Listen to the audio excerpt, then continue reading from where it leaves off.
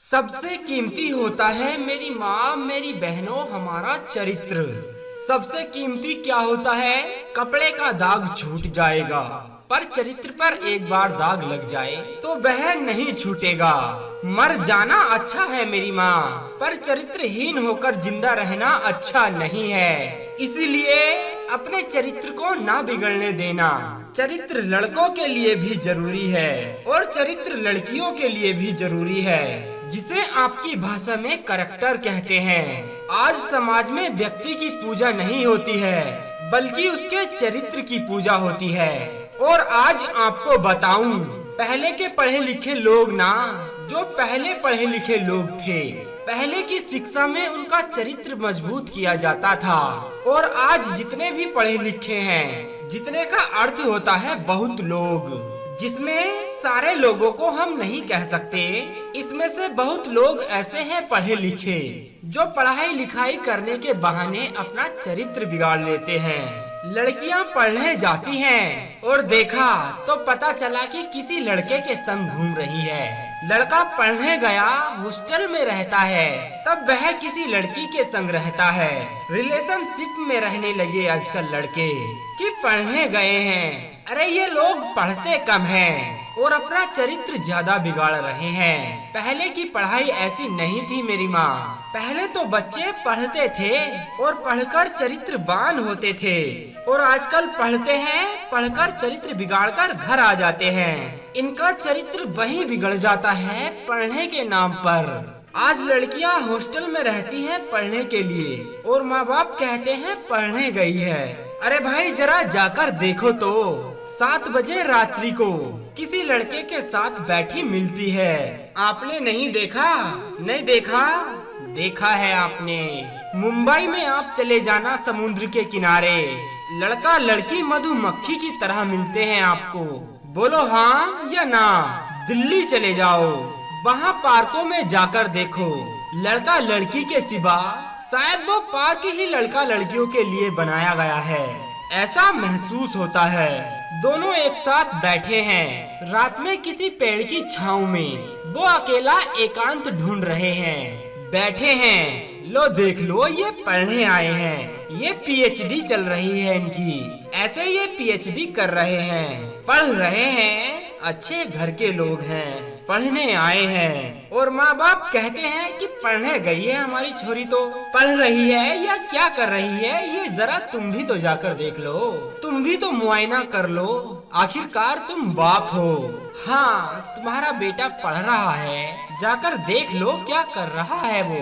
बड़े बड़े शहरों में जब आप बेटा और बेटी को पढ़ने के लिए भेजते हो, पढ़ाई तो ना की बराबर होती है। ये इधर उधर के काम सब कुछ चलता है, और ये सब आपको पता है, लेकिन आप ही नहीं चाहते हो आपके बच्चे संस्कारी हों।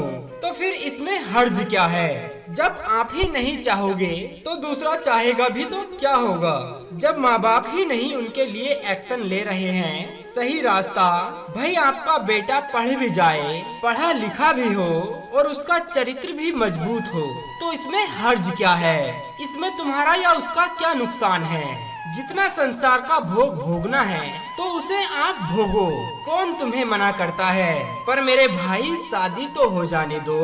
ये हमारा शरीर जो है ना, आपको एक जानकारी दे दूं कि स्वामी विवेकानंद जी गए थे एक बार इंग्लैंड। तो इंग्लैंड का एक व्यक्ति उनसे बोला कि तुम्हारे देश भारत की नारी तो माटी है और हमारे देश की नारी तो गोल्ड है, गोल्ड यानी सोना। बोले अच्छा। स्वामी विवेकानंद जी ने कहा कि ठीक कह रहे हो आप, आपके देश की नारी सच्ची सोना है और हमारे देश की नारी माटी है। हमारे यहाँ माटी का बनता है कुल्हड़, जिसमें लस्सी पीते हैं, दूध पीते हैं, चाय पीते हैं, छाछ पीते हैं। कुल्हड़ जानते हो ना आप? मिट्टी की गिलास। स्वामी विवेकानंद जी ने कहा कि हमारे यहाँ मिट्टी की गिलास बनती है, और सोने की गिलास में यदि कोई दूध पी ले तो दूध पीकर सोने की गिलास को वह फेंकेगा नहीं, धुलकर दूसरा पिएगा और धुलकर तीसरा भी पिएगा। लेकिन मिट्टी की गिलास में एक बार किसी ने लस्सी पी ली, दूध पी लिया, तो तो वह मिट्टी की गिलास मिट जाएगी, लेकिन किसी दूसरे के मुंह नहीं लगेगी। ये भारत की नारी है, एक बार किसी को अपना पति मान लेती है, एक बार किसी को अपना शरीर सौंप देती है, तो दोबारा किसी अन्य पुरुष को अपने शरीर पर उंगली भी नहीं रखने देती है। ये भारत की नारी है, मर जाती है, मिट जाती है, पर अपने आप को किसी दूसरे के हवाले नहीं करती है। लेकिन आज समाज में शादी के पहले ही आपके शरीर पर न जाने कितनों का कब्जा हो जाता है। अब आप आपके पति के लिए शुद्ध हो। मेरे भाई और मेरी बहनों, अपने आप से सवाल करना, ये ना इसका जवाब मेरे पास है और ना जमाने को देने की जरूरत है। आप अपने आप से सवाल करना कि आप कितने शुद्ध हो, आपका चरित्र कितना मजबूत है, और आपने अपना चरित्र बिगाड़ा और अब आपकी शादी हो गई है आपके पति के साथ।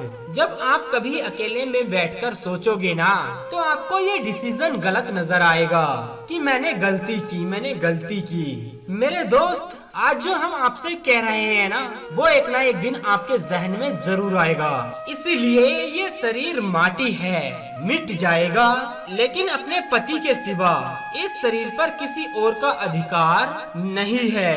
ये भारत की नारी है। विदेशों में तो लोग कपड़ों की तरह पुरुष बदलते हैं, ऐसी है विदेशों की नारी, लेकिन भारत की नारी ऐसी नहीं है। भारत की नारी एक माटी की गिलास है और दुनिया के किसी और देश की नारी सोने के गिलास होती होगी। सोने की गिलास तो धुल धुल कर दूसरे तीसरे चौथे लोग चाय पीते होंगे, पर भारत की कुल्हड़ की गिलास तो किसी एक के एक बार मुंह से लग जाए वह टूट जाती है, मिट जाती है, लेकिन किसी और के मुंह नहीं लगती है। ये भारत का चरित्र है। झांसी की रानी 23 साल की थी जब उस पर अंग्रेजों ने हमला कर दिया। जंगल में उसका घोड़ा गिर गया, चारों तरफ से गोली लग गई घोड़े के और घोड़ा मर गया। तब झांसी की रानी ने एक संत जी कुटिया बनाकर जंगल में रहते थे। कुटिया की घास अपने ऊपर घेर कर आग लगा दी झांसी की रानी ने। पूछा संत ने, क्यों बेटी ऐसा कर रही हो तुम? झांसी की रानी ने कहा कि महाराज कह देना जमाने से कि जब तक शरीर में ताकत थी, घोड़े में जान थी, तब तक मैं अपने देश के लिए लड़ती रही, उसकी रक्षा करती रही। अब मैं आत्महत्या नहीं कर रही हूँ, अभी तक मैं देश की रक्षा करती रही हूँ, अब तो अपने चरित्र की रक्षा कर रही हूँ। यदि मैं अंग्रेजों के हवाले हो जाऊंगी, मुझे अंग्रेजों ने पकड़ लिया, तो वह मेरा चरित्र बिगाड़ देंगे। और भारत की नारी मर जाती है, लेकिन वह अपने आप को किसी और के हवाले नहीं करती है। क्या पद्मावती का जौहर आपको याद नहीं है? पद्मावती का जौहर कह दिया किसी ने कि तुम्हारे पति मर गए युद्ध में। उसने कहा कि मर गए तो फिर कोई दूसरा पति या दूसरा पुरुष आवे और मुझे स्पर्श करे, ये मुझे बर्दाश्त नहीं है, इसलिए मैं मर जाती हूँ। और वह आग में कूद गई, मर गई, लेकिन अपने आप को किसी और के हवाले नहीं होने दिया। ये भारत का चरित्र था। आज इस वर्तमान में कैसा है ये आप सभी लोग जान रहे हैं। इसलिए प्रार्थना करता हूँ हर लड़की से, हर बहन से, हर बेटी से, किसी का कुछ नहीं बिगड़ना। आने वाले साल 10 साल बाद जब कभी आप अपने आप को आईने में देखोगे ना, तो आप अपने आप से नजर ना मिला पाओगे। यदि तुमने अपना चरित्र बिगाड़ लिया तो ये दावा है मेरा आप सभी लोगों से। नजरें हमें जमाने से नहीं मिलानी है, नजरें खुद से तो मिलानी है ना। बोलो, खुद से मिला पाओगे अपनी नजरें?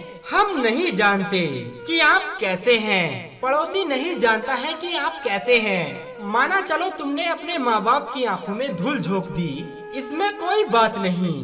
क्या आप भगवान की नजरों में भी धूल झोंक सकते हो? हमसे तुमसे जमाने से छिपा लो सब चीजें, क्या आज तक विधाता से कुछ छिपा है? इसीलिए मैं आप सभी के सामने हाथ जोड़ता हूँ, चरित्र ना बिगाड़ना।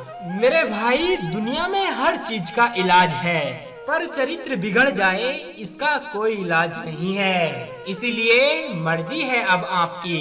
आज छोटी छोटी लड़कियों को जो 10वीं क्लास में पढ़ रही हैं, उन्हें गोल गोल रोटी बनानी नहीं आती और उनको प्यार हो गया है, प्यार चल रहा है इनका।